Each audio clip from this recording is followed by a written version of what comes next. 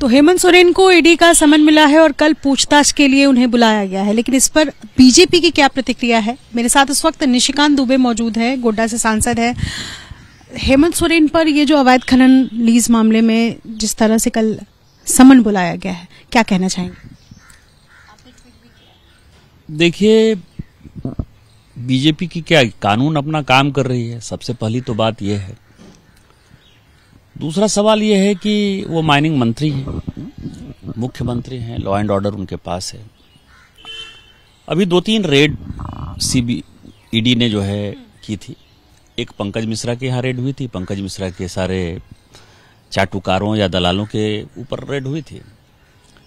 फिर एक रेड जो है वो प्रेम प्रकाश के ऊपर हुई थी, और फिर राजीव कुमार के ऊपर जब ईडी ने केस दर्ज किया था, अधिवक्ता राजीव कुमार के ऊपर, तो उसमें भी कुछ रेड हुई थी, जिसमें कि हेमंत सोरेन या सोरेन फैमिली के जो चार्टर्ड अकाउंटेंट हैं जयपुरियार, उनके यहाँ रेड हुई। इन तीनों रेड में क्या पकड़ा है?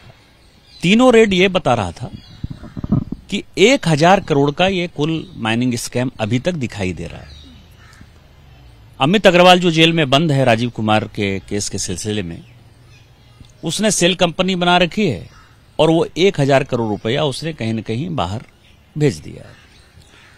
पंकज मिश्रा जी और उनके गुर्गों ने साहबगंज में जो है 8 करोड़ रुपया कैश जमा करके घाट ले लिया। इलीगल तरीके से घाट चलाते हैं, जो साहबगंज में नाव की दुर्घटना हुई थी। पंकज मिश्रा के यहाँ जो पासबुक है, चेकबुक है, वो हेमंत सोरेन जी का मिला। कई एक पेपर मिले जो हेमंत सोरेन के साइंड अनसाइंड थे।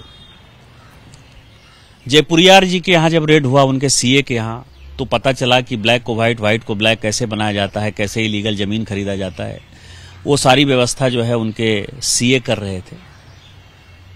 फिर जब जेल में बंद है पंकज मिश्रा, जो पार्टी के महासचिव हैं, उनके विधायक प्रतिनिधि हैं, वो जेल में बंद रहकर भी जो है दबाव बना रहे हैं अधिकारियों के ऊपर कि किसको टेंडर देना है, किसको माइनिंग का स्कैम कराना है। 3 आदमी पकड़ा भी जाते हैं, ईडी उनको सामने भी लाती है। आज 20-25 दिन हो गया, उसके ऊपर कोई एफआईआर नहीं होता। पंकज मिश्रा हटाए नहीं जाते हैं। इन सारे सिचुएशन में देखते हुए जो ईडी ने अपनी चार्जशीट फाइल की, उसमें उन्होंने इंगित किया कि जो माइनिंग मंत्री हैं, जो मुख्यमंत्री हैं, इनमें इनकी भूमिका संदिग्ध दिखाई देती है, और उसके आधार पर ईडी ने उनको सम्मन किया है। अब ईडी की पूछताछ में यदि ईडी को ये संतुष्ट कर पाए तो बहुत बढ़िया, यदि ईडी को संतुष्ट नहीं कर पाए तो उनकी वही स्थिति होगी जो बिहार में लालू प्रसाद जी की हुई, झारखंड में मधु कौड़ा जी की। क्या मांग कर रही है बीजेपी? क्या आपको लगता है, क्योंकि लगातार आपने जो बातचीत की उसमें कहा कि हेमंत सोरेन को इस्तीफा दे देना चाहिए। एक मुख्यमंत्री एक भ्रष्टाचार के केस में यदि ये सेंट्रल एजेंसीज के सामने पहुंच जाए तो उसको इस्तीफा नहीं देना चाहिए। और इस्तीफा की भूमिका तो बनती है ना। मैं कह रहा हूं कि राजनीति की बात करती है, बीजेपी की बात करती है, वो लोग सब राजनीतिकरण की बात करती है। मैंने बार बार कहा है, आपके चैनल पर भी कहा है कि मुझे बहुत देश के बारे में जानकारी नहीं है, राजनीति में नया हूं, लेकिन मैं बिहार और झारखंड को जो है समझता हूं। बिहार में लालू प्रसाद जी जब चारा घोटाला में जेल चले गए, तो उस वक्त जो है वो खुद मुख्यमंत्री थे, उन्होंने इस्तीफा दिया। उनकी पत्नी जो है बिहार की मुख्यमंत्री थी, राबड़ी जी। केंद्र में देवेगौड़ा जी की सरकार थी, वो देवेगौड़ा जी की सरकार थी जो लालू प्रसाद खुद उसको समर्थन दे रहे थे। मधु कौड़ा जी को कांग्रेस ने और जेएमएम ने मिलकर एक निर्दलीय को मुख्यमंत्री बनाया था, और मधु कौड़ा जी जेल तब गए जबकि कांग्रेस की सरकार केंद्र में थी। तो लालू प्रसाद और मधु कौड़ा जी को ईडी और सीबीआई यदि जेल में ले जाए तो वो राजनीति नहीं है। लेकिन यदि भारतीय जनता पार्टी की केंद्र में सरकार है और हेमंत सोरेन यदि चोरी करते हुए पकड़े जाएं, उनके प्रतिनिधि पकड़े जाएं, या जांच की आंच जो है वो मुख्यमंत्री तक पहुंच जाए, तो फिर आप कहेंगे कि इसमें भारतीय जनता पार्टी सरकार को अस्थिर करना चाहती है, हेमंत सोरेन को करना चाहती है। इस कारण से मॉरलिटी ये कहती है कि हेमंत सोरेन जी को इस्तीफा देना चाहिए, और इस्तीफा देकर उनको जांच एजेंसी का सामना करना चाहिए। और ये आरोप है, पूछताछ के लिए बुलाया गया हेमंत सोरेन को, आरोप साबित नहीं हुए। पूछताछ मुख्यमंत्री क्या होता है? रेल की दुर्घटना होती है तो लाल बहादुर शास्त्री जी ने इस्तीफा दे दिया।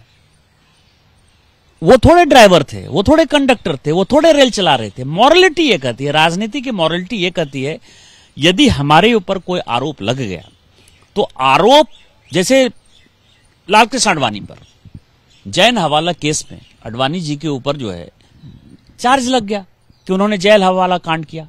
उन्होंने कहा कि मैं तब तक पार्लियामेंट नहीं आऊंगा जब तक कि इस केस से फ्री नहीं हो जाऊं।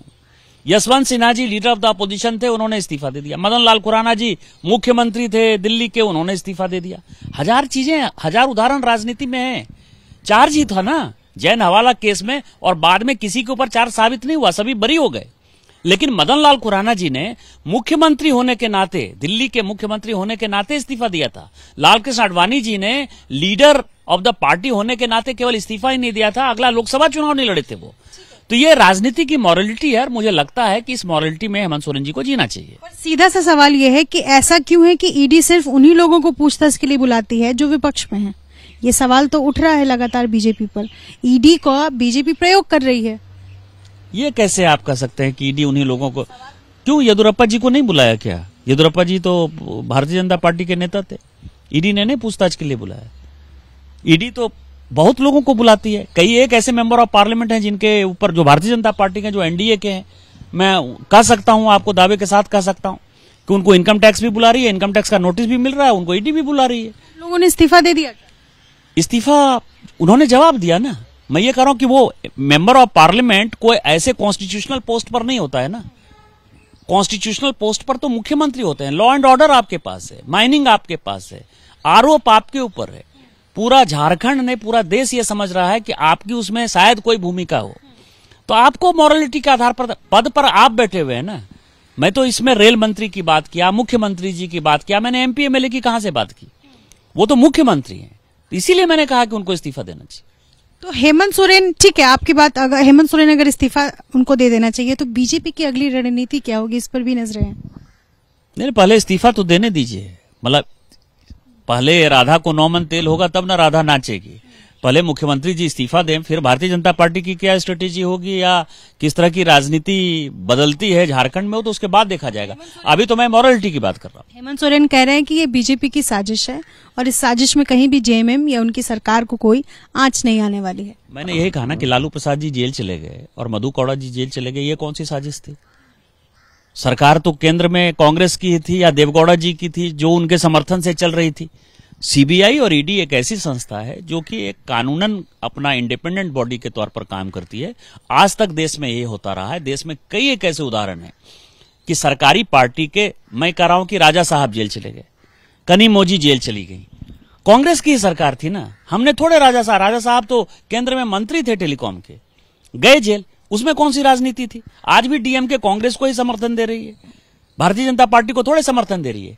तो सीबीआई और ईडी एक इंडिपेंडेंट बॉडी है, उसका राजनीतिकरण नहीं होना चाहिए और इनको कानून का जो है सामना करना चाहिए, एजेंसीज का सामना करना चाहिए, और जो भी चीजें आएंगी जांच में कार्रवाई करेगी। इस पूरी जांच प्रकरण में एक और बात सामने आई है कि आरोप यह है कि अधिकारी डराते थे, मुख्यमंत्री का नाम लेकर और सभी का नाम लेकर डराया धमकाया जाता था अधिकारियों को। कौन डराता था? उसके ऊपर एफआईआर करना चाहिए ना स्टेट को।